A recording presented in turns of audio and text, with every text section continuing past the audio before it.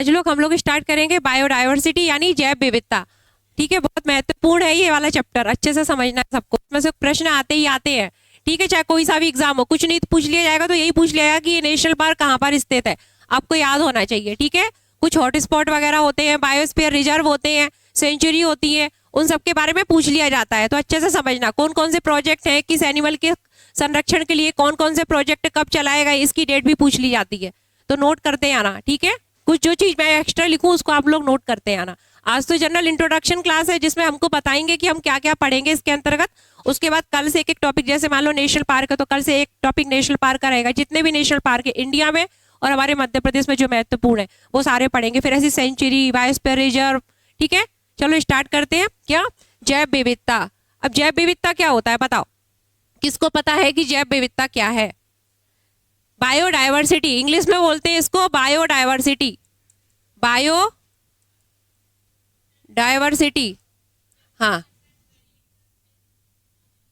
हाँ। अब देखो इधर देखो, इधर देखो, अगर इसका अपन डिवीजन करें, इसको यहाँ से आधा आधा कर दो तो ये क्या है? जैव, और ये क्या है? विविधता। ठीक है, इधर कर दो तो बायो और इधर कर दो तो डायवर्सिटी।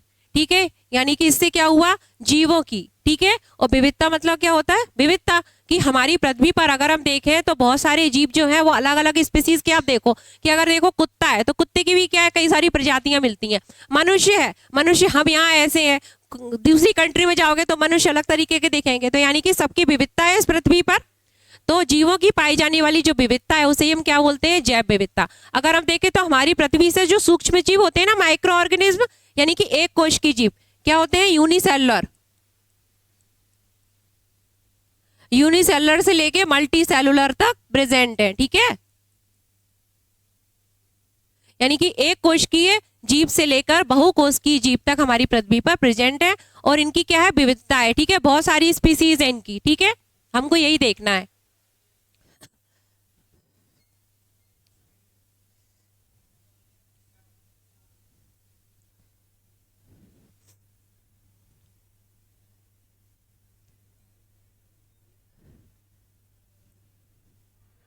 अब देखो, जो जैव विविधता है, तो मैंने आपको कोई भी अगर चैप्टर समझाती हूँ तो उसके फादर बताती हूँ। बायो में बताए ना, बायो से रिलेटेड जो भी चैप्टर है उनमें किसी ना किसी के फादर बताए। केमिस्ट्री में भी कुछ फादर बताए थे, तो ऐसे ही जो जैव विविधता है, बायोडायवर्सिटी है, उनके भी एक फादर है। ठीक है, और जो जैव विविधता जो शब्द है ये किसी की देन है, किसी ने दिया हुआ था। तो ये प्रश्न पूछ लिया जाता है कि जो जैव विविधता है, बायोडायवर्सिटी शब्द है, ये किसने दिया था सबसे पहले, और जो जैव विविधता है उनके फादर कौन है। ठीक है, तो देखो सबसे पहले तो इनकी डेफिनेशन देख लो, फिर हम फादर वगैरह नोट करेंगे, आप नोट कर लेना। तो क्या है? किसी एक क्षेत्र के अंतर्गत रहने वाली जो विभिन्न प्रजातियां होती है ना, स्पीसीज होती हैं, ठीक है, उनकी संख्या वो क्या कहलाती है? हमारी जैव विविधता कहलाती है। माना कोई भी एक एरिया, कोई भी ऐसा क्षेत्र, ठीक है, जिसमें विभिन्न प्रकार की जो जीव हैं उनकी क्या रहती है? प्रजातियां रहती हैं। अब जीव का मतलब यही नहीं है कि वो सिर्फ क्या है? एनिमल है या वो सिर्फ प्लांट है, वो बहुत हो सकते हैं, प्लांट भी हो सकते हैं और एनिमल भी हो सकते हैं, मतलब जो भी लिविंग है।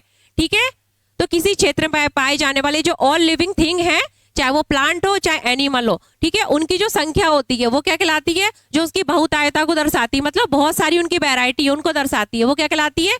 जैव विविधता कहलाती है। अच्छा, एक क्वेश्चन है आपसे, पृथ्वी जो है उसको हम क्या बोलते हैं? कौन सा प्लेनेट बोलते हैं? ये भी पूछ लिया जाता है। हमारा जो अर्थ है, पृथ्वी है, ठीक है, इधर देखो, उसको हम ब्लू प्लेनेट कहते हैं कि उसको हम ग्रीन प्लेनेट कहते हैं? बताओ,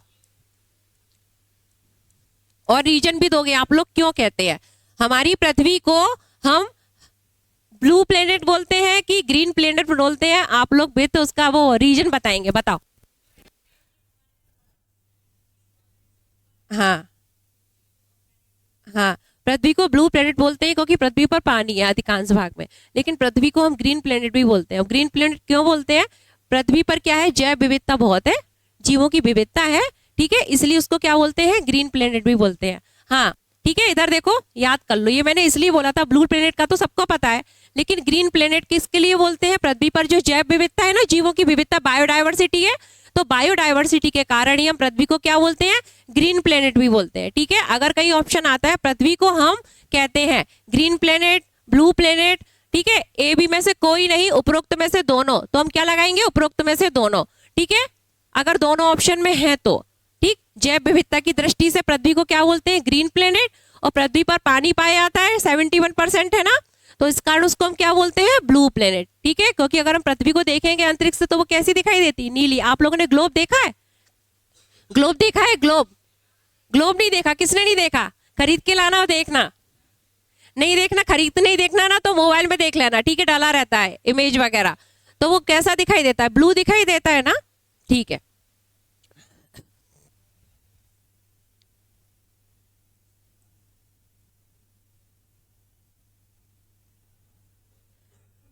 अब देखो ये आपको एक दिख रहे हैं, एक वैज्ञानिक का नाम लिख रहा है एडवर्ड। इनका पूरा नाम था एडवर्ड ओ बिल्सन। पूरा नाम क्या है? एडवर्ड ओ बिल्सन। क्या नाम है पूरा नाम?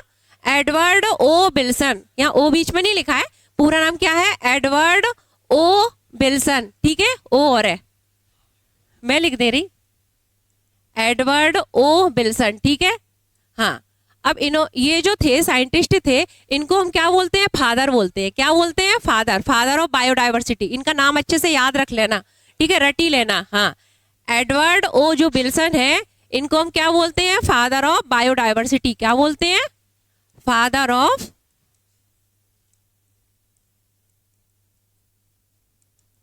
ठीक है, जैव विविधता के क्या बोलते हैं? पितामह। ठीक है, पिता बोलते हैं, फादर बोलते हैं। ठीक है, हाँ, फादर बोलते हैं। अब कोई मुझे बताएगा कि जो जैव विविधता शब्द है वो सबसे पहले किसने इसको मतलब यूज किया था? किसकी देन है? हाँ, जैव विविधता जो शब्द है, बायोडाइवर्सिटी शब्द है, उसका सबसे पहले यूज किसने किया था? किसी को है नॉलेज? WJ रॉन्जन। कौन थे? WJ रॉन्जन। ये तो थे फादर। सुनो सुनो, क्या? हाँ बोलो, क्या बोल रहे हो? हाँ, WJ रॉन्जन। मैं वो बोल रही हूँ, आपको सुनाई गलत पड़ रहा है। इधर देखो, मैं लिखूंगी तब समझ में आएगा। पहले इसको देख लो। इधर देखो, जो जैव विविधता शब्द है ना, उसका अगर हम देखें तो एक जीव वैज्ञानिक थे जिनका नाम था एडवर्ड ओ विल्सन। ठीक है, उन्होंने क्या किया? जो जैविक संगठन होते हैं उसके प्रत्येक स्तर पर उपस्थित विविधता को दर्शाने के लिए ये शब्द जो है उसको सबसे पहले प्रचलित किया था। ये एनसीईआरटी की लाइन है, 12th क्लास 12th क्लास की एनसीईआरटी होती है ना, ये 2 कॉपी उसकी लाइन है। ठीक है, याद रख लेना। जो जैव विविधता शब्द है, ये एक वैज्ञानिक थे जिनका नाम था एडवर्ड ओ विल्सन। ठीक है, उसके द्वारा जैविक जो संगठन होते हैं ना, बायोलॉजिकल ऑर्गेनाइजेशन होते हैं, उसके प्रत्येक स्तर को दर्शाने के लिए उन्होंने इसका, ठीक है, उसको प्रचलित किया था। लेकिन इसका अगर हम देखें सबसे पहले प्रयोग किसने किया था? तो WJ रॉन्जन। ठीक है जी, हाँ ठीक है। देखो WJ, ठीक है, रॉन्जन थे एक। ठीक है, इन्होंने इसका सबसे पहले प्रयोग किया था, लेकिन इसको प्रचलित किसने किया था? एडवर्ड ओ विल्सन ने। इसलिए एडवर्ड ओ विल्सन को हम क्या बोलते हैं? फादर ऑफ बायोडाइवर्सिटी बोलते हैं। आपको इतनी पूरी डेफिनेशन याद नहीं रखनी है। आपको क्या, ये मैंने इसलिए दे दिया है क्योंकि कभी कभी कोई अगर एग्जाम यूपीएससी वगैरह के देते हैं ना, तो उसमें बड़े बड़े सेंटेंस आते हैं ऑप्शन वगैरह में, तो इसलिए आपको याद रखना चाहिए। उसमें इसी तरीके से आते हैं। जो यूपीएससी होती है ना, यूपीएससी का एग्जाम, वो किस पर बेस्ड होता है? फुल एनसीईआरटी पर होता है। तभी अगर कोई भी, जैसे आप लोग हैं कंपटीशन की तैयारी ये वाली कर रहे हो, जो भी कर रहे हो, लेकिन आप लोग यूपीएससी का भी एग्जाम दो। ठीक है, अगर आप उसके एलिजिबल हो तो, ठीक है, तैयारी अच्छी है तो इसलिए मैं एनसीईआरटी की वैसी लाइन भी नोट कर लेती हूँ। ठीक है, वो पूछ ली आती है वैसे ही का वैसे ही लिख के। तो आपको क्या याद रखना है? जो जीवों की जो विविधता है वो क्या कहलाती है? जैव विविधता कहलाती है। और जैव विविधता जो बायोडाइवर्सिटी शब्द है, ठीक है, उसका यूज सबसे पहले किसने किया था? WJ रॉन्जन ने किया था। और जैव विविधता जो है, उनके फादर जो हम वो पिता किसको बोलते हैं? किसको बोलते हैं? एडवर्ड ओ विल्सन को बोलते हैं। ठीक है, ये अच्छे से रट लेना, पूछ लिया जाता है। ये नोट कर लो, ये नहीं लिखा है इसमें, ये तो है, जो नहीं लिखा हो वो नोट कर लो। ठीक है, क्लीन, इस आगे को चेंज कर दूं?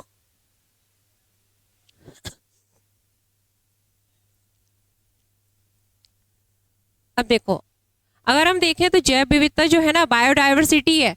तो अगर इधर देखो, जैसे ये पृथ्वी है, ठीक है, ये हमारी पृथ्वी है। ठीक है, पृथ्वी का शेप कैसा है? मैंने कई बार बताया, हमारी जो पृथ्वी है उसका शेप कैसा है? जियोइड।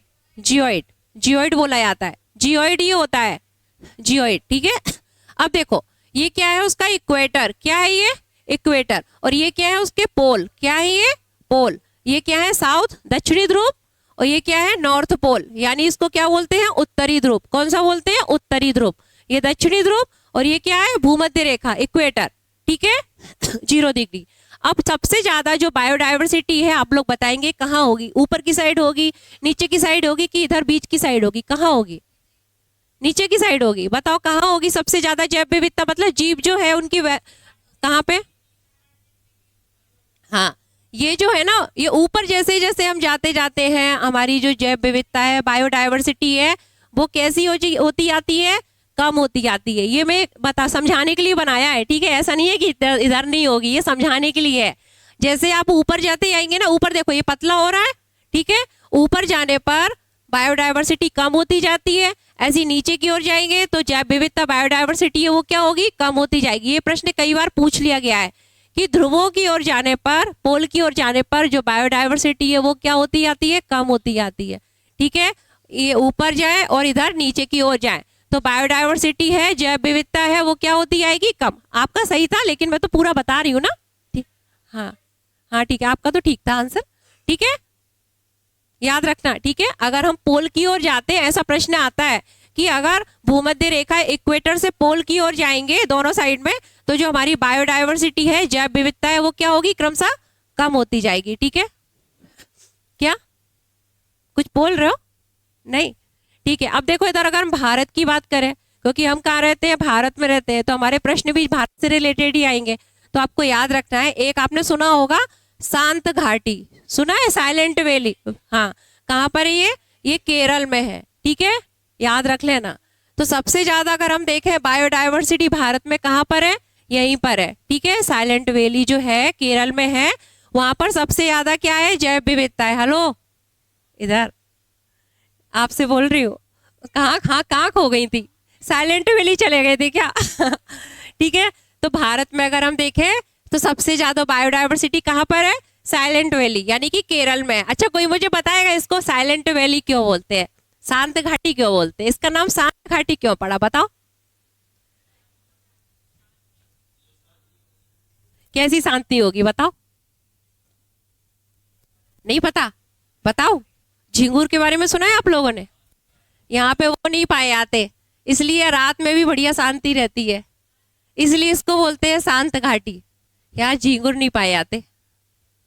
झिंगुर की आवाज करते हैं ना, झिंगुर झिंगुर अजीब आवाज करते हैं, हाँ, इरिटेशन होता है जब वो बहुत आवाज करते हैं, तो ये नहीं पाए जाते, इसलिए ना बहुत शांत है ये हमेशा घाटी, इसलिए इसको बोलते हैं, ठीक है? याद रखना। अब देखो इधर इधर इधर, आपको वो इतना क्वेश्चन नहीं आएगा, झिंगुर पाए जाते नहीं, आपको ये याद रखना है कि जो भारत में जो शांत घाटी वाला साइलेंट वैली वाला जो क्षेत्र है, कहाँ पर है? केरल में है। वहां पर सबसे ज्यादा क्या है? जीवों की विविधता पाई जाती है, ठीक है?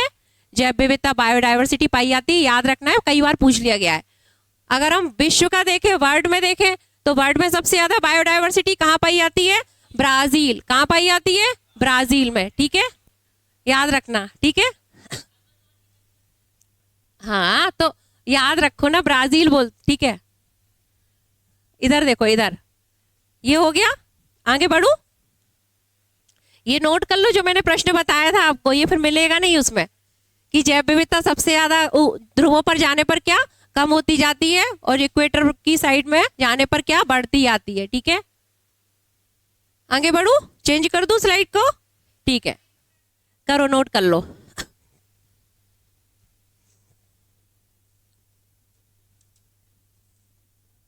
अच्छा ये बताओ, जैव विविधता जो दिवस होता है ना, बायोडायवर्सिटी डे, वो कब मनाते हैं?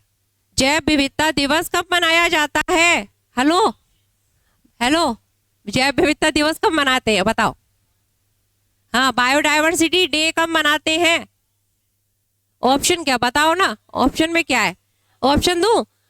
2 फरवरी, ठीक है, 21 मई, 22 मई और 20 मई, 22 मई, ठीक है? ये भी नोट कर लेना, जैव विविधता दिवस कब मनाते हैं? 22 मई को मनाते हैं, ठीक है? और देखो, जब मैंने आप लोगों को एनवायरनमेंट पढ़ाया था, तब मैंने आपको एक एक्ट बताया था जैव विविधता अधिनियम, जैव विविधता अधिनियम के बारे में बताया था। एनजीटी जो है, एनजीटी के बारे में बताया था ना, तो एनजीटी जो है वो 7 प्रकार के कानून के तहत अगर कोई मामला है तो हम एनजीटी में क्या कर सकते हैं? अपील कर सकते हैं, मैंने बताया था। जल से रिलेटेड बताया था, वायु से रिलेटेड बताया था, पर्यावरण संरक्षण से रिलेटेड बताए थे, ठीक है? ऐसी एक मामला है जैव विविधता से रिलेटेड होता है, तो उसका भी बताया था। तब मैंने बताया था कि जैव विविधता अधिनियम के बारे में, किसी को याद है जैव विविधता अधिनियम 2002? वेरी गुड, नोट कर लेना, जैव विविधता अधिनियम। अधिनियम या एक्ट, ठीक है, ये कब लाया गया था? 2002। ये आता है प्रश्न, ठीक है। एक ये भी नोट कर लेना, जैव विविधता दिवस कब मनाते हैं? 22 मई, जैव विविधता अधिनियम 2002, ठीक है। और ध्रुवों पर जाने पर जैव विविधता जो है वो क्या होती जाती है? कम होती जाती है।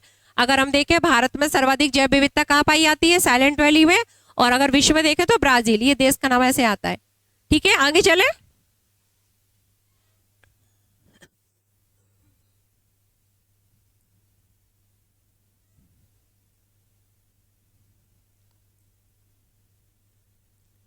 अब देखो जैव विविधता कितने प्रकार की होती है? जैव विविधता के भी प्रकार होते हैं, ठीक है। तो देखो, एक होती है जेनेटिक डायवर्सिटी। कौन सी होती है? Genetic diversity. जीवों में जो विविधता है, जीवों की बहुत सारी वैरायटी है पृथ्वी पर, तो वो किस आधार पर होती है? एक क्या होती है? जेनेटिक आधार पर। किस आधार पर? जेनेटिक आधार पर। जेनेटिक मतलब क्या होता है? अनुवांशिक। क्या होता है? अनुवांशिक। यानी कि अनुवांशिक आधार पर जो जीव है वो एक दूसरे से क्या है? अलग अलग है, ठीक है, उनमें विविधता है। फिर क्या है? स्पीसीज। स्पीसीज मतलब क्या होता है? प्रजाति। क्या होता है? प्रजाति, ठीक है। तो प्रजाति आधार पर जैव विविधता पाई जाती है। फिर क्या है? इकोलॉजी। इकोलॉजिकल वेस्ट पर। इकोलॉजिकल वेस्ट क्या होता है? पारिस्थितिकी आधार पर। किस आधार पर?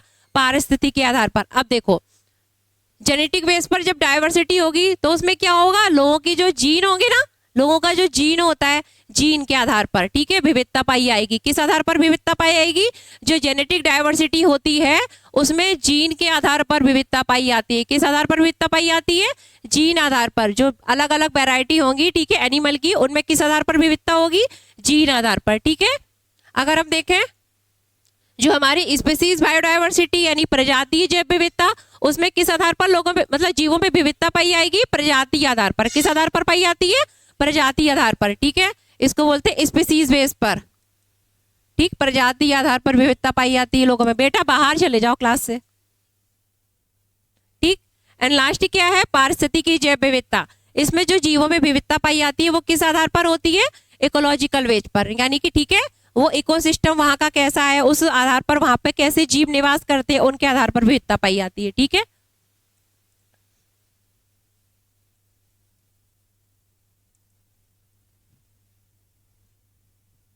ठीक, तो जैवों में जो विविधता पाई जाती है, जैव विविधता बायोडायवर्सिटी होती है, वो मुख्यतः किस आधार पर पाई जाती है? एक होती है जेनेटिक आधार पर, जेनेटिक वेस्ट, फिर होती है स्पीसीज वेस्ट, और फिर क्या होती है? इकोलॉजिकल वेस्ट, ठीक है। ये आपको याद रखना है, पूछ लिया जाता है। अनुवांशिक आधार पर, प्रजाति आधार पर और पारिस्थितिक के आधार पर। इकोसिस्टम में पढ़ा चुकी हूँ, ठीक है, क्या होता है। आप लोगों को अभी पता नहीं हो कि आप लोग नए आए हो। पता है इकोसिस्टम क्या होता है? नहीं पता? अब पुराना वीडियो देख लेना, उसमें पता पड़ जाएगा, ठीक। क्या? चलो अब आगे चलते हैं। अब क्या है, जो हमारी जैव विविधता है ना, जीवों की जो विविधता पाई जाती है, उसको मापने की कुछ विधियां हैं, उसको मेजर करने की कुछ विधियां हैं, ठीक है, कुछ विधियां हैं। कौन कौन सी है? एक है अल्फा। कौन सी होती है? Alpha diversity. कौन सी डायवर्सिटी? Alpha diversity. दूसरी क्या है? Beta diversity. और तीसरी कौन सी है? Gamma diversity. कौन सी है? गामा। क्या? हाँ तो ठीक है ना, ठीक है। इसको हटा ही दो, उसको ऐसे नहीं लिखते, उसको यही लिखते हैं, ठीक है, वो तुमने शॉर्ट में लिख दिया, ठीक। इधर देखो कौन कौन सी जो मापन की विधियां हैं, उसकी मेजरमेंट की कौन कौन सी विधियां हैं। एक है अल्फा डायवर्सिटी, दूसरी क्या है? बीटा डायवर्सिटी, और तीसरी क्या है? Gamma diversity. इसमें क्या होता है? किसी एक इकोसिस्टम में, किसमें? किसी एक इकोसिस्टम में या फिर किसी एक जो समुदाय है, कम्युनिटी में, लोगों में पाई जाने वाली जो विविधता होती है ना, जीवों में पाई जाने वाली जो विविधता है, ठीक है, उसकी स्टडी करते हैं। किसका अध्ययन करते हैं? किसी एक इकोसिस्टम में या किसी एक कम्युनिटी, समुदाय में जो जीव हैं उनमें क्या क्या उनमें विविधताएं लो, ठीक है, उसके बारे में मापन करते हैं, उसके बारे में अध्ययन करते हैं। दूसरा क्या है? Beta diversity. ये पूछ लिया जाता है, बीटा डायवर्सिटी। इसमें क्या करते हैं? इसमें एक इकोसिस्टम का है, इसमें क्या है? एक से अधिक, यानी दो इकोसिस्टम में। इसमें क्या? कोई से दो जो इकोसिस्टम होते हैं ना, पारिस्थितिक तंत्र होते हैं, ठीक है, या समुदाय के बीच जो जीव है, एनिमल है, ठीक है, उनमें क्या करते हैं, विविधता का अध्ययन करते हैं। और गामा वाली में क्या करते हैं, 2 से अधिक, ठीक है, 2 से अधिक जो क्या है हमारे इकोसिस्टम है, उनके बीच जो जीव है, ठीक है, उनमें पाई जाने वाली विविधता का अध्ययन करते हैं। मापने की विधि है, ठीक है, याद रख लेना, बस और कुछ नहीं आएगा। ये आएगा कि जो बायोडायवर्सिटी है उसके मेजरमेंट करने की कौन कौन सी विधियां हैं, 3 विधियां हैं। कौन कौन सी, अल्फा डायवर्सिटी, बीटा डायवर्सिटी और गामा डायवर्सिटी। अल्फा डायवर्सिटी में किसी एक सिस्टम, ठीक है, इकोसिस्टम या पारिस्थितिक तंत्र बोलते हैं, या समुदाय में उपस्थित डायवर्सिटी का अध्ययन मापन करते हैं। इसमें क्या 2 इकोसिस्टम और इसमें 2 से अधिक, ठीक है। अब देखो जो बायोडायवर्सिटी है हमने पढ़ लिया कि हमारे यहाँ क्या है, बायोडायवर्सिटी बहुत है, ठीक है। माइक्रो ऑर्गेनिज्म से लेकर मल्टी जो ऑर्गेनिज्म होते हैं ना, सेलुलर ऑर्गेनिज्म, सब में बहुत वैरायटी उनकी प्रेजेंट है, ठीक है। अब उनका क्या है, संरक्षण भी आवश्यक है। क्या है उनका, संरक्षण भी आवश्यक है। देखो हर किसी को क्या है, संरक्षण करना आवश्यक है ना, उनका कंजर्वेशन। तो उनके कंजर्वेशन की अगर हम देखें, बायोडायवर्सिटी को संरक्षित करने की कितनी विधियां हैं, 2 विधियां हैं मेनली। कितनी विधियां हैं, 2, ठीक है। एक क्या है, इन सिटू, इसको बोलते हैं स्वस्थाने। क्या बोलते हैं, स्वस्थाने यानी इन सिटू। और दूसरा क्या होता है, परस्थाने यानी एक्स सिटू। पूरा बोलते हैं स्वस्थाने कंजर्वेशन मेथड, संरक्षण की विधि। और दूसरा क्या होता है, परस्थाने या फिर एक्स सिटू कंजर्वेशन मेथड यानी कि संरक्षण की विधियां। तो जैव विविधता के संरक्षण का हम किस प्रकार से कर सकते हैं, 2 प्रकार से। पहला मेथड क्या है, स्वस्थाने या एक्स इन सिटू, ठीक है। दूसरा क्या है, परस्थाने, इसको हम बाह्य स्थाने भी बोल सकते हैं। क्या बोल सकते हैं, बाह्य स्थाने, ठीक है। या फिर इसको हम क्या बोल सकते हैं, बाह्य स्थाने, बाह्य स्थाने, इंग्लिश में क्या बोलते हैं, एक्स सिटू। अब देखो स्व स्थाने यानी इन सिटू, इसमें जीवों को जब हम संरक्षित करते हैं ना, वो कहाँ करते हैं, उनके प्राकृतिक आवास में करते हैं। कहाँ करते हैं, प्राकृतिक आवास, नेचुरल जो हैबिटेट होते हैं ना उनके, वहीं करते हैं। उनको कहीं बाहर नहीं ले जाते, उसी जगह उनको क्या करते हैं, हम संरक्षण प्रदान करते हैं, ठीक है। तो इसके अंतर्गत क्या क्या आएंगे, इसके अंतर्गत आते हैं नेशनल पार्क। क्या आते हैं, नेशनल पार्क, ठीक। आपने देखा होगा कोई भी फॉरेस्ट एरिया होता है, जंगल का क्षेत्र होता है, उसको क्या कर सकते हैं, रिजर्व कर देते हैं। किस रूप में, नेशनल पार्क के रूप में, ठीक है। तो जीवों को जब उसी जगह संरक्षण प्रदान किया जाता है तो उसे हम क्या बोलते हैं, इन सिटू कंजर्वेशन। क्या बोलते हैं, इन सिटू कंजर्वेशन, ठीक है। ये है कंजर्वेशन, जैव विविधता को संरक्षण करने की 2 मेन विधियां हैं, एक है इन सिटू, एक है एक्स सिटू।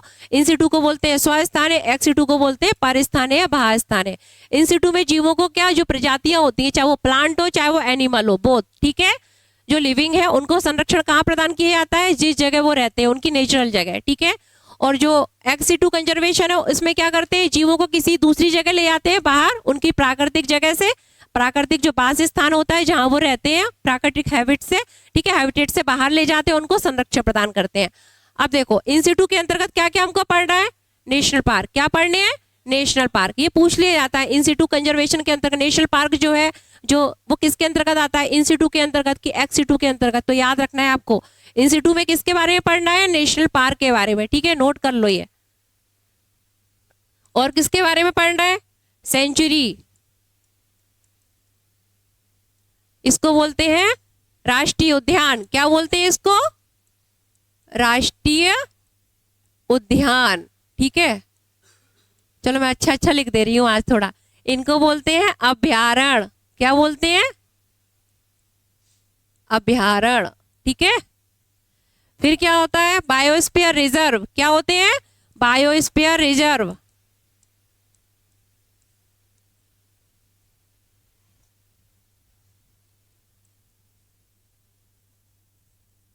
इसको बोलते हैं जैव मंडल आरक्षित क्षेत्र। क्या बोलते हैं, जैव मंडल आरक्षित क्षेत्र, जैव मंडल आरक्षित क्षेत्र, ठीक।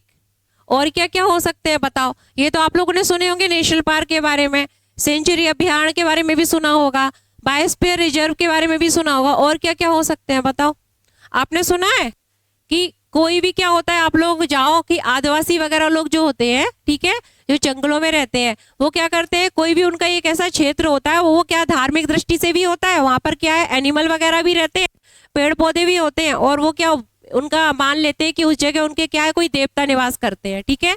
तो उनको क्या बोलते हैं, पवित्र उपवन। क्या बोलते हैं? पवित्र उपवन।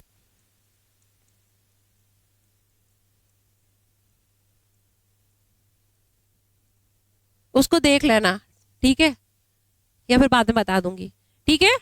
इसको क्या होता है कि ऐसे क्षेत्र होते हैं वो क्या है, पारंपरिक दृष्टि से महत्वपूर्ण है। क्या है? जैसे आदिवासी वगैरह होते हैं ना, तो वो जंगलों में निवास करते हैं। अब वो क्या है, जो जंगल में रहने वाले वनवासी लोग होते हैं वो क्या, उनकी आस्था से भी जुड़े होते हैं। अब कोई क्षेत्र है तो उस पे क्या है, कोई बाहर का लोग नहीं जा सकता है, वहां से कुछ तोड़ नहीं सकता है, वहां के एनिमल को नहीं मार सकता है, तो वो क्या होते हैं, संरक्षित टाइप के होते हैं।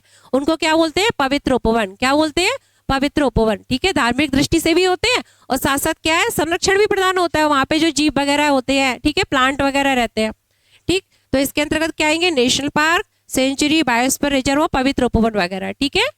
ये किस में आते हैं? इन सिटू कंजर्वेशन, स्वस्थान है। ऐसा तो है नहीं कि उनको हम लेके कहीं और जा रहे हैं, उस स्थान को ही हम क्या, जो संरक्षित क्षेत्र घोषित कर देते हैं, ठीक है। अगला क्या है? Ex situ conservation. Ex situ में क्या होता है, किसी जो एनिमल है उनको अगर कोई संकट है, किसी प्रजाति को कोई संकट है, कोई खतरा है, तो उसको हम किसी बाहर दूसरी जगह ले आके उसको संरक्षण प्रदान करते हैं। उसको क्या बोलते हैं हम? बाह्य स्थान है, पर स्थान है। पर मतलब क्या होता है? दूसरा, ठीक है। बोलते हैं ना परदेश, परदेश बोलते हैं ना, परदेश किसको बोलते हैं? विदेश, ठीक है, बाहर जाना, ऐसे याद रखना।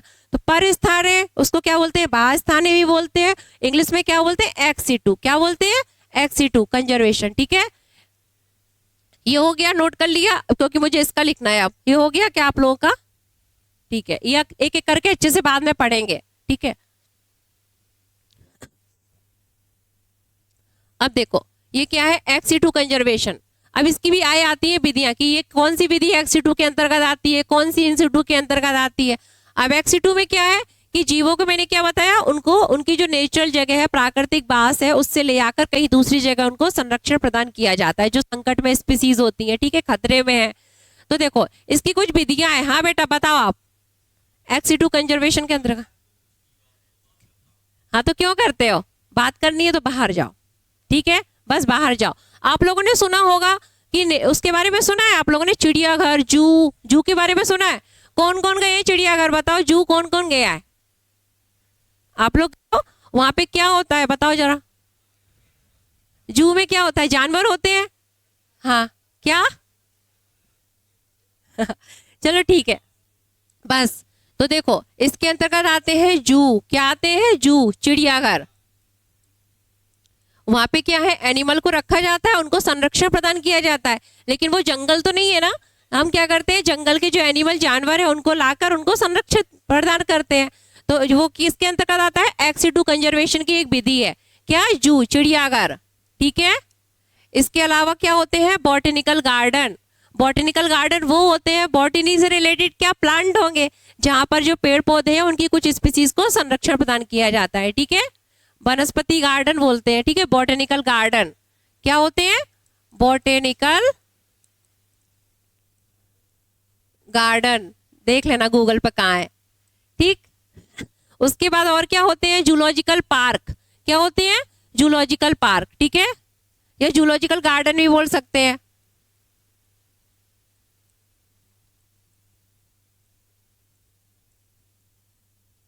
ठीक, ये क्या हो गए? वानस्पतिक गार्डन, ठीक है।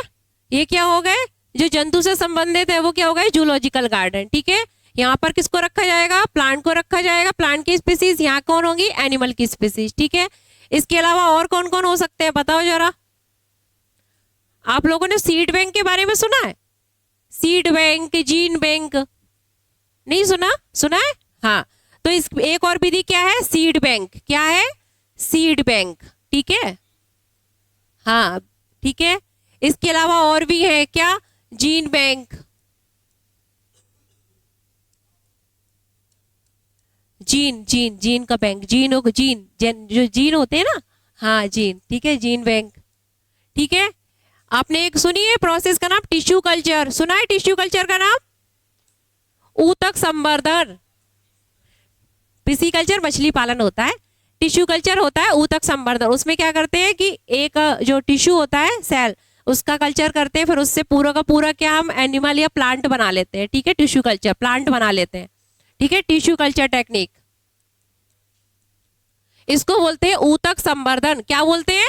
ऊ तक संवर्धन, इनके नाम नोट कर लो, ये लिखे नहीं है तभी मैं लिख रही हूँ, ठीक है। इधर देखो, इनको हम एक एक करके बाद में पढ़ेंगे, लेकिन अभी नोट कर लो, क्योंकि पूछ लिया जाता है कि कौन सी विधि XC2 के अंतर्गत आती है, तो आपको नाम याद होने चाहिए।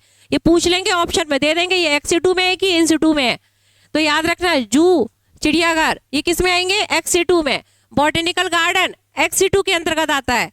Zoological garden XC2 conservation. Seed bank ये भी XC2 में। Gene bank, tissue culture. इसके अलावा आप लोगों ने सुना है IVF। IVF क्या होता है? इनविट्रो फर्टिलाइजेशन, ठीक है। टेस्ट ट्यूब बेबी वगैरह के बारे में सुना है आप लोगों ने? हाँ हाँ, तो अब ये नाम याद रख लो, IVF, ठीक है। एक होता है इनविट्रो फर्टिलाइजेशन, एक होता है इन विवो फर्टिलाइजेशन। जब फर्टिलाइजेशन वाला चैप्टर पढ़ेंगे, रिप्रोडक्शन, तब अच्छे से पढ़ेंगे। ये इनविट्रो फर्टिलाइजेशन, ठीक है। हाँ, एक वीवो भी होता है, ठीक है। हाँ, बस बस बस, अब चलो इसके अलावा देखो और बताओ, और क्या हो सकते हैं, बताओ बताओ। क्लोनिंग नहीं, क्लोनिंग की तो अलग है, ठीक है। बताओ, इधर देखो, जू हो गए, botanical garden, zoological garden, seed bank, gene bank, tissue culture, IVF। इसमें क्या करते हैं? क्रायो प्रिजर्वेशन टेक्निक का यूज करते हैं। किसका यूज करते हैं? क्रायो प्रिजर्वेशन टेक्निक का यूज करते हैं, ठीक है, याद रख लेना। बस इतना ही है। हटा दो इनको, हो गया।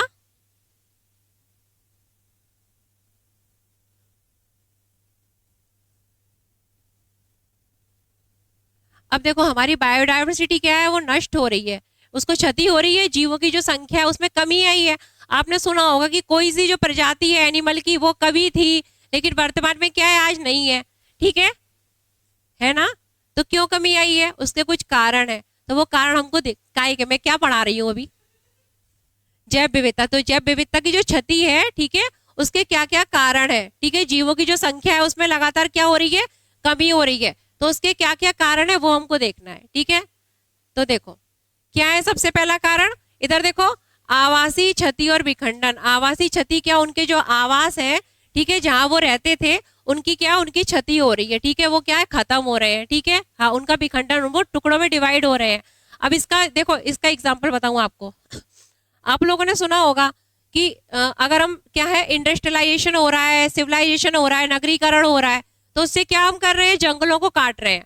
जंगलों को काट रहे हैं ना, तो काट रहे हैं, फिर हम क्या बोलते हैं कि वहां आके हम लोग क्या करते हैं? अपनी जो इंडस्ट्री है उसको डेवलप करते हैं, ठीक है। आपने देखा होगा, बड़े बड़े कोई जो क्षेत्र कभी जंगल हुआ करता था, आज वहां पर क्या है कि वहां पे बड़ी बड़ी इंडस्ट्रियां हैं, फ्लैट वगैरह मल्टी बन गई है ना। तो वो किसके आवास हुआ करते थे? पहले एनिमल के कुछ आवास हुआ करते थे, फिर उनको क्या हुई? क्षति हुई, आवास को क्षति हुई, उनके वो घर हुआ करते थे, जंगल। हमने उन जंगलों पर क्या करा? अतिक्रमण कर लिया। अतिक्रमण ही हुआ वो एक तरीके से हमारा, ठीक है, अपने क्या, अपने लाभ के लिए, ठीक है। हमारी जो जनसंख्या है वो बढ़ रही है। बेटा आप लोग बाहर चले जाओ, ठीक है। आपको अगर बात करनी है, फोन वगैरह किसी का है, तो बाहर चले जाओ क्लास के, ठीक है। तो क्या है? पहला रीजन क्या है? आवासीय क्षति और विखंडन, ठीक है। सेकंड क्या है? अतिदोहन। अतिदोहन का मतलब क्या होता है कि हम संसाधन है उसका हम अधिक से अधिक क्या कर रहे हैं? यूज कर रहे हैं। आपने देखो, अगर आप क्या है ओवर वो क्या करते जाए, फिशिंग वगैरह करते जाए, आप क्या है मछली को खूब पकड़ते जाए नदी से, समुद्र से, तो क्या होगा? किसी नदी है, मान लो एक नदी से आप डेली खूब मछली पकड़ रहे हो, खूब मछली पकड़ रहे हो, तो क्या होगा? एक समय पर खत्म हो जाएगा। आप कुछ भी है, किसी भी एनिमल को क्या करेंगे? उसका अधिक से अधिक दोहन करेंगे उसका, ठीक है। तो क्या होगा? वो एक ऐसा समय आएगा कि उनकी जो स्पीसीज है वो क्या होगी? समाप्त हो जाएगी, ठीक है। तो दूसरा कारण क्या है? जैव विविधता की क्षति होने का क्या है? अतिदोहन, ठीक है। क्योंकि हमारे जो संसाधन है उसका हम क्या कर रहे हैं? यूज कर रहे हैं अधिक से अधिक। अगला कारण क्या है? विदेशी जातियों का आक्रमण। क्या है? विदेशी जातियों का आक्रमण। आप लोगों ने सुना होगा कि एक कैटफिश होती है। कैटफिश के बारे में सुना है? कैटफिश नहीं सुना? कैटफिश जो होती है, तो उसको क्या है कि हमारे जो मध्य प्रदेश में भी बहुत सारी मछलियों की ऐसी प्रजातियां हैं जो क्या है? प्रतिबंधित है। क्या है? प्रतिबंधित है। क्योंकि वो क्या है? हमारी जो मछलियां है ना, अन्य मछलियां, वो ऐसी मछलियां होती हैं, उनको कुछ भी चाहिए, वो जिंदा रहने के लिए कुछ भी खा लेती हैं। तो वो क्या है? कुछ मछलियों की ऐसी प्रजातियां होती हैं जो हमारी जो अन्य मछलियां हैं उनको क्या है? नुकसान पहुंचाती हैं। इसलिए वो क्या है? इसमें जो लिखा है कि विदेशी जातियों का आक्रमण, यानी कि कुछ ऐसी प्रजातियां थी, चाहे वो मछलियों की हो, चाहे वो कुछ प्लांट प्रजातियां थी, उन्होंने क्या किया कि जो विदेश से वो आई, ठीक है, हम उनको ले आए या किसी कारण अपने आप भी आ गई, ठीक है, उनका आ गई, बताऊंगी कैसे आई, ठीक है। तो क्या हुआ, उन्होंने हमारे यहाँ की जो जैव विविधता थी उसको संकट में डाल दिया, ठीक है। आप लोगों ने नाम सुना होगा पार्थेनिया के बारे में, जिसको हम गाजर घास बोलते हैं। क्या बोलते हैं? गाजर घास, ठीक है, हाँ, गाजर घास, ठीक है। उसके पत्ते जो होते हैं गाजर के जैसे होते हैं, इसलिए उसको हम क्या बोलते हैं? गाजर घास। पार्थेनियम होता है उसका साइंटिफिक नेम, वैज्ञानिक नाम, ठीक है, बॉटनिकल नेम। उसको हम क्या बोलते हैं? गाजर घास। क्या बोलते हैं? गाजर घास। तो ये जो है ये भी क्या है? एक विदेशी जाति है, ठीक है। ये हमारे देश में नहीं थी, ये आई किसी भी जो हमारी जो फसलें वगैरह हैं उनके बीज है उनके साथ आई, ठीक है। और क्या हमारी अब जो पृथ्वी है, हमारी जो मतलब भारत में इस तरीके से फैल गई है कि है ना, इसने हमारी जो बहुत सारी जो भूमि है ना, उसकी उर्वरा शक्ति, फर्टिलिटी थी ना, उसको क्या नष्ट कर दिया, ठीक है। अगर आप देखो कि ये जो प्लांट है जिस जगह हो जाता है ना, बहुत मुश्किल से नष्ट होता है, ठीक है। सुना होगा आप लोगों ने इसके बारे में, हाँ, खेतों में, हाँ, ठीक है, उसको उखाड़ना पड़ता है। आप देखो कोई हमारा, अब ये क्या होता है, ये खेतों में जब जर्मिनेट हो जाता है, उग जाता है अपने आप, लेकिन आप देखो जो फसल हमने उगाई है, क्या उसके जो पोषक तत्व है पूरे ये ले लेगा, ठीक है। तो ये तो बढ़िया खूब बढ़ता जाएगा बढ़ता जाएगा, लेकिन जो हमारी फसल है उसको क्या होता है? नुकसान होता है। तो ये है हमारा क्या, विदेशी जातियों के आक्रमण से हमारी जैव विविधता उसको क्षति हो रही है, ठीक है। ऐसी एक मैंने क्या बोलते हैं बताती हूँ आपको, हाँ, एक क्या है स्पीसीज है जिसको हम बोलते हैं अफ्रीकन कैटफिश है। एक कैटफिश मैंने मछली बताई थी, वो क्या है? अफ्रीका से आई थी, अफ्रीकन कैटफिश है। तो उसने हमारे यहाँ की जो मछलियां थी ना, उन पर क्या संकट उसने पूरा फैला दिया, ठीक है। वो क्या करती है कि उसको खाने के लिए, जिंदा रहने के लिए वो दूसरी मछलियों का भी भक्षण कर लेती है, उनको खा जाती है। इसलिए वो जो कैटफिश की प्रजाति है अफ्रीकन, ठीक है, वो क्या है हमारे देश में क्या है? प्रतिबंधित है। क्या है? प्रतिबंधित है, ठीक है। अगला क्या है? सह विलुप्तता। अब देखो सह विलुप्तता का मतलब क्या होता है कि जैसे कि मैं हूं, मैं किसी अन्य पर क्या हूं? डिपेंड हूं, ठीक है। मैं किस पर डिपेंड हूं? किसी दूसरे पर डिपेंड हूं, ठीक है। आप लोगों ने देखा होगा कि जो बर्ड वगैरह रहती है, बटरफ्लाई, बटरफ्लाई का एग्जांपल देती हूँ, बटरफ्लाई किस पर डिपेंड होती है? फूलों पर डिपेंड होती है, आपको समझ में आएगा। अब क्या है कि फूल जो है, फ्लावर है, अगर किसी एरिया के फ्लावर ही नष्ट हो जाए तो उस एरिया की जो बटरफ्लाई है उन पर संकट आएगा कि नहीं आएगा? तो इसको हम क्या बोलते हैं? सह विलुप्तता। यानी एक प्रजाति अगर विलुप्त हुई किसी कारण से, तो दूसरी प्रजाति पर भी क्या हुआ? संकट उत्पन्न हो गया, और वो क्या, उसका अस्तित्व है वो खतरे में पड़ गया, ठीक है। तो ये भी क्या है? एक कारण है, यानी एक पर संकट तो दूसरे का अपने आप विलुप्त होना। हमिंग बर्ड के बारे में सुना है? हमिंग बर्ड, हमिंग बर्ड छोटी सी चिड़िया होती है, वो किस पर डिपेंड रहती है? फूलों पर डिपेंड होती है। अगर क्या है फ्लावर नहीं होंगे तो क्या उस पर संकट आ जाएगा? तो ऐसे यही मैंने आपको एग्जाम्पल दिया है, ठीक है, कि समझाने के लिए कि ये होता क्या है। यानी कि यदि एक स्पीसीज को खतरा होता है किसी कारणवश, चाहे वो पॉल्यूशन हो या किसी कारणवश हो, ठीक है, मानव की गतिविधियां हो, तो दूसरे के अस्तित्व पर भी संकट उत्पन्न हो जाता है, ठीक है।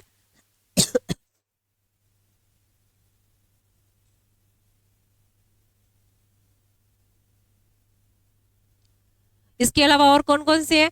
जैसे मैंने पहले ही बता दिया था कि क्या मछली पकड़ना, हम खूब मछली पकड़ रहे हैं, ठीक है, तो उससे क्या है, मछलियों की जो कुछ प्रजातियां हैं उन पर संकट उत्पन्न हो रहा है। शिकार कर रहे हैं, शिकार प्रतिबंधित है ना।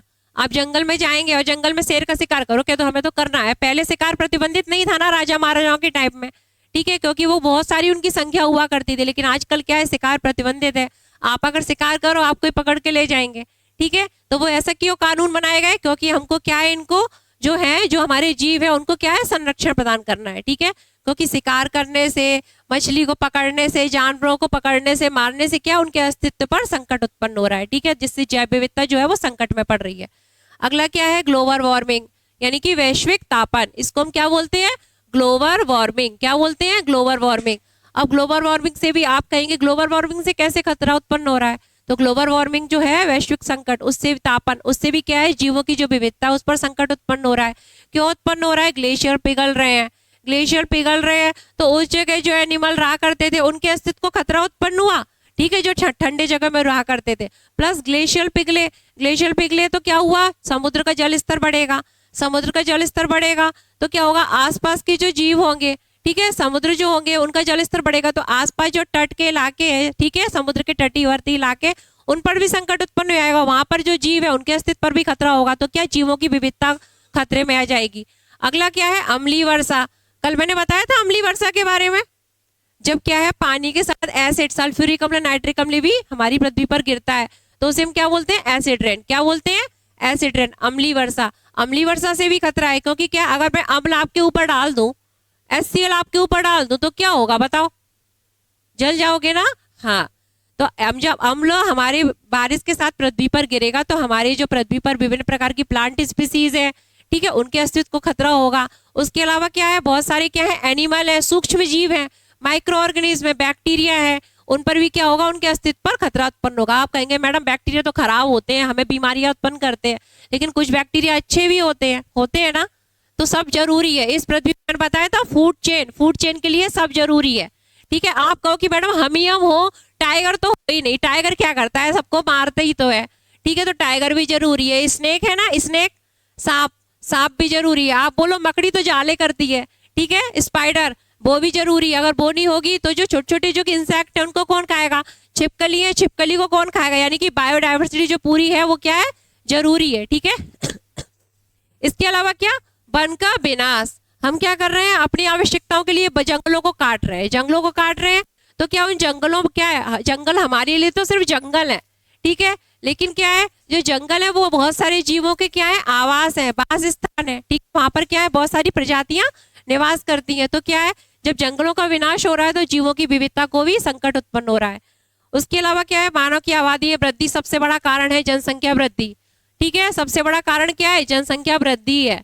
अगर जनसंख्या, हम बोलते हैं ना किसी के घर में स्नैक निकल आया, सांप निकल आया, बारिश के मौसम में अक्सर निकल आते हैं, हम कहते हैं जंगलों से हमारे घरों में आ रही है, जंगलों में रहो जाके, बोलते हैं ना ऐसे, अब मारेंगे हम तो मारेंगे, या फिर जंगल में जाके रहो, ऐसे बोलते हैं, ठीक है। अब देखो वो जंगल में नहीं रह रहे हैं, जंगल में हम रह रहे हैं। वो एरिया कभी क्या हुआ करता था, जंगल हुआ करता था, लेकिन हमने क्या करा, पेड़ों को काटा और जंगल में क्या बनाए, बिल्डिंगें बनाई, घर बनाए, इंडस्ट्री बनाई, तो ये गलत है। वो जंगल में नहीं गए, जंगल में हम गए। आप लोगों ने सुना होगा कि, आप लोगों ने कभी कभी सुना होगा कि तेंदुए वगैरह जो होते हैं वो आ जाते हैं, जो शहरी एरिया होते हैं वो आ जाते हैं ना, वो क्यों आ जाते हैं, क्योंकि उनका क्षेत्र तो पहले ये सब बहुत बड़ा हुआ करता था, लेकिन हमने क्या करा, उनके क्षेत्र को धीरे धीरे सीमित करते जा रहे हैं। उनकी आदत तो है बढ़िया घूमने की, इसलिए वो आ जाते हैं, वो तो उनका ही घर है ना, उनके घर में हम रहने जा रहे हैं। अगला क्या है, कृषि की विभिन्नतम, ठीक है, पद्धतियां, मतलब कृषि में जो विभिन्न पद्धतियों का यूज कर रहे हैं ना, कृषि की विभिन्न पद्धतियां, ठीक है, हम एग्रीकल्चर की विभिन्न सारी जो टेक्निक है उनका यूज कर रहे हैं। एग्रीकल्चर की विभिन्न सारी टेक्निक कौन कौन सी, ऐसे झूम कृषि होती है, ठीक है, हाँ, और बेवार, दाहिया, ये सब सुना होगा आपने, आदिवासियों की जो कृषि होती है, ठीक है, पोंडू, ठीक है, ये सब क्या है, झूम कृषि का ये एग्जाम्पल है। अब झूम कृषि क्या होती है, जंगलों को क्या जलाना, जलाने के बाद ठीक है सफाई करना और उस जगह क्या करना, खेती करना, इसको हम क्या बोलते हैं, झूम कृषि। क्या बोलते हैं, झूम कृषि। आप बढ़िया जंगल गए दोनों भाई, ठीक है, जंगल में आपने क्या करा, आग लगा दी, अब जंगल में आग लगा दी, सब कुछ क्या हो गया, जल गया। उसके बाद आपने क्या करा, वहां पे खेती करने लगे, तो उस खेती को क्या बोलते हैं, झूम कृषि। क्या बोलते हैं, झूम कृषि, या उसको बोलते हैं स्थानांतरित कृषि। क्या बोलते हैं,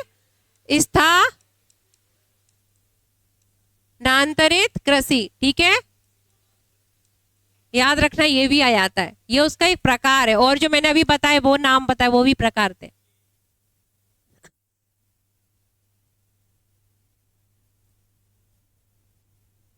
और लास्ट क्या है, प्रदूषण तो है ही, पॉल्यूशन के कारण ही हमारी क्या है, सब कुछ विविधता है ज्यादातर पॉल्यूशन के कारण ही नष्ट हो रही है।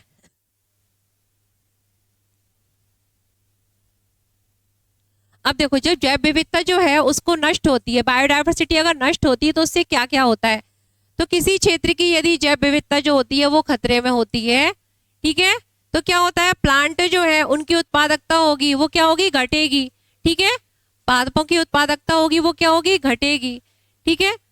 फिर विभिन्न प्रकार की पर्यावरणीय समस्याएं, कौन कौन सी समस्याएं, जैसे कि सूखा, ठीक है, बाढ़, सूखा, ये सब होगी, ये सब उत्पन्न होगी, ठीक है। और क्या है, प्रतिरोधी क्षमता जो होगी, ठीक है, प्रतिरोधी, रेजिस्टेंट पावर जो होती है ना, प्रतिरोधात्मक क्षमता, हाँ, ठीक है, रेजिस्टेंट पावर, प्रतिरोधात्मक क्षमता, तभी तो बीमार हो रहे हैं, ठीक है, मैं भी हो गई, हाँ, ठीक है। इसमें क्या होगा, कमी आएगी, क्या होगी, कमी आएगी, ठीक है। और क्या है, कुछ जो इकोसिस्टम, परितंत्र को क्या बोलते हैं, इकोसिस्टम, ठीक है, इकोसिस्टम में क्या होगा, जैसे पादप उत्पादकता, प्लांट प्रोडक्टिविटी, जल का उपयोग, ठीक है, पेस्टिसाइड, ठीक है, और जो रोग चक्र हैं उनकी परिवर्तनशीलता में क्या होगी, वृद्धि होगी। ये सब चीजें बढ़ने लगेंगी, ठीक है। जैव विविधता नष्ट होने से क्या होगा, प्लांट की प्रोडक्टिविटी में, प्लांट की जो उत्पादकता उसमें कमी आएगी, ठीक है, जल के उपभोग में, पीड़कों में, ठीक है, और रोग चक्रों की परिवर्तनशीलता में क्या होगी, वृद्धि होगी, ठीक है, ये बढ़ने लगेंगे।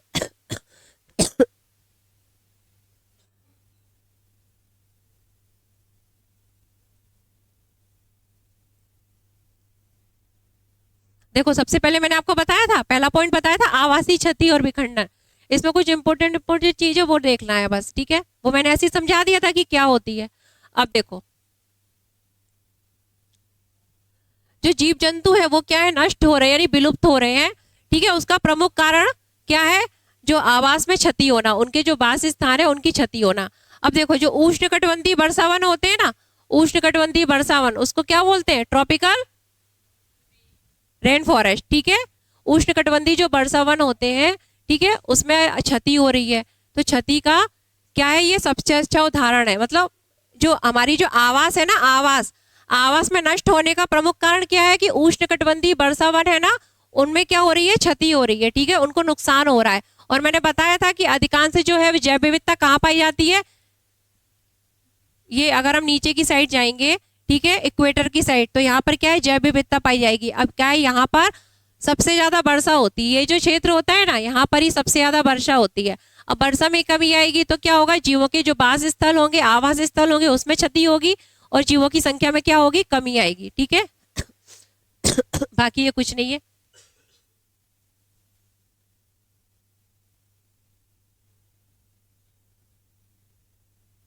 ये वही है जो मैंने आप लोगों को बता दिया है बस ओरल में। हाँ ये आपको याद रखना है। देखो आप लोगों ने सुना होगा कि हमारी जो पृथ्वी है, जाओ बाहर, पृथ्वी का लंग्स, ठीक है, ये प्रश्न आता है कि हमारी जो पृथ्वी है, आप लोगों के लंग्स के बारे में तो आप लोगों ने सुना होगा, आप लोगों के फेफड़े होते हैं, फेफड़ों से हम लोग क्या काम करते हैं, फेफड़ों से क्या काम करते हैं, लंग्स का क्या काम है, रेस्पिरेशन, ठीक है, गैस का एक्सचेंज जो होता है, ठीक है, हाँ ठीक है, बस बस बस, ठीक है। तो हमारी जो पृथ्वी है ना, पृथ्वी के लंग्स भी किसको बोलते हैं, आपको याद रखना है, ठीक है। जो अमेजन के जंगल होते हैं ना, अमेजन के जो वर्षावन होते हैं, ये पूछ लिया जाता है, ठीक है, ठीक है, इनको हम क्या बोलते हैं, लंग्स ऑफ अर्थ, क्या बोलते हैं, लंग्स ऑफ अर्थ, यानी पृथ्वी के जो फेफड़े हैं उनको किसको कहा जाता है, जो अमेजन के जो वर्षावन है ना, अमेजन फॉरेस्ट, ठीक है, वो कहा जाता है। आप इनको याद रख लेना, हमारे जो पृथ्वी है उनके लंग्स हम किसको बोलते हैं, अमेजन के जो वर्षावन है ना, इनको बोलते हैं, याद रखना है। जो कुछ कुछ इंपोर्टेंट पॉइंट मैं बता रही हूँ, ठीक है। यहाँ पर क्या है, बहुत सारी स्पीसीज है जीवों की, वो निवास करती है, क्या निवास करती है, बहुत प्रकार की जो जीव है ना उनकी स्पीसीज निवास करती है, ठीक है।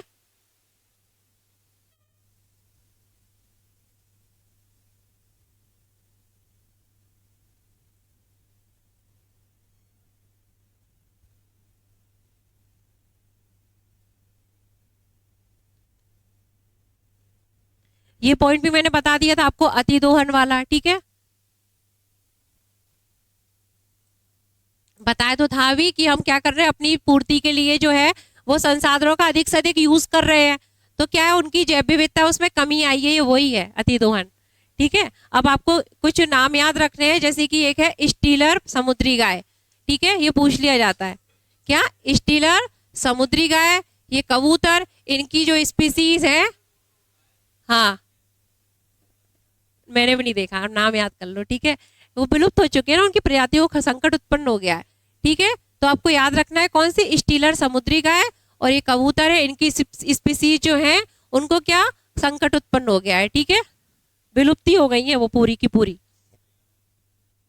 ठीक है। ये क्या है, स्पीसीज है, इनके नाम याद कर लो, ये स्पीसीज विलुप्त हो गई है, ठीक है, क्या, क्योंकि इनका अधिक से अधिक क्या करा, दोहन किया गया, ठीक है।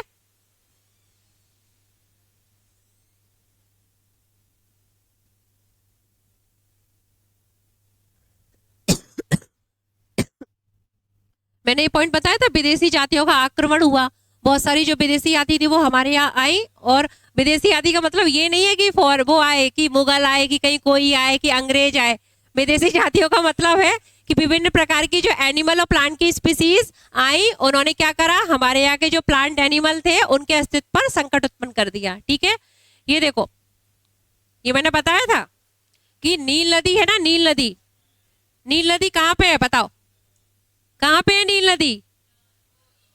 अफ्रीका, हाँ अफ्रीका।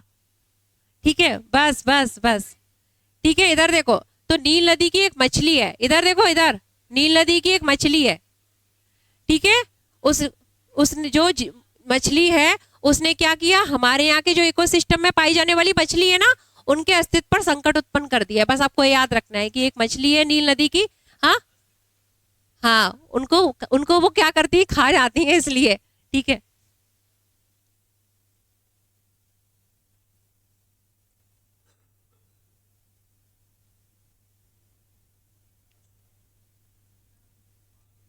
ये देखो, ये भी मैंने बताया था आप लोगों को, पार्थेनियम के बारे में बताया था। तो पार्थेनियम को क्या बोलते हैं, गाजर घास, क्या बोलते हैं, गाजर घास। इसके अलावा कुछ स्पीसीज है, जैसे कि एक लेंटाना है, एक हायथिस है, ठीक है, आइकॉर्निया, आइकॉर्निया को बोलते हैं जलकुंभी, क्या बोलते हैं, जलकुंभी। मैंने बताया था जब आपको एक उसके बारे में बताया था, जल प्रदूषण के बारे में, तब बताया था कि पानी में जो है, पानी में एक प्लांट है जिसको हम क्या बोलते हैं, वाटर हाइसिंथ या आइकॉर्निया, हिंदी में बोलते हैं जलकुंभी, क्या बोलते हैं, जलकुंभी। जो पानी होता है ना, पानी तालाब वगैरह, उसमें अच्छी तरीके से ग्रोथ कर लेता है।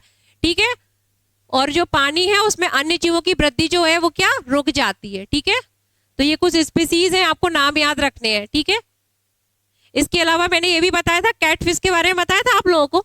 तो ये देखो, एक अफ्रीकन कैटफिश है, ठीक है, उसने हमारे यहाँ की मछली जो है उन पर क्या संकट उत्पन्न कर दिया है। ठीक है, नाम याद रखना है, अफ्रीकन कैटफिश।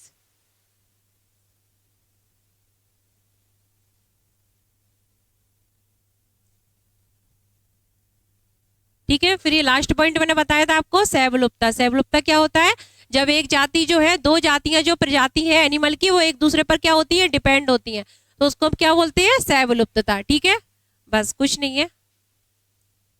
तो एक, अगर एक के अस्तित्व को संकट होता है तो दूसरे को भी संकट उत्पन्न हो जाता है। ठीक है, बस और कुछ नहीं, हो गया, आज कंप्लीट टाइम भी हो चुका है। वही तो, तभी तो मैं जल्दी जल्दी कर रही हूँ, टाइम भी हो गया था। तो कल हम अच्छे से पढ़ेंगे, आज तो ये इंट्रो था कि क्या क्या पढ़ना है। कल हम लोग पढ़ेंगे नेशनल पार्क के बारे में। कल हमारा चैप्टर क्या आएगा, राष्ट्रीय उद्यान। ठीक है, राष्ट्रीय उद्यान आप लोग अच्छे से पढ़ के आना, एक एक दिन में एक एक होगा, एक दिन राष्ट्रीय उद्यान, एक दिन अभ्यारण्य, एक दिन बायोस्फीयर, ये सारे कुछ सब कुछ होंगे। रेड डाटा बुक के बारे में आप लोगों ने सुना है, रेड डाटा बुक, हाँ ठीक है, तो ये सब अच्छे से, तो कल पढ़ के आना क्या, नेशनल पार्क, कल का टॉपिक नेशनल पार्क। ठीक है, चलिए।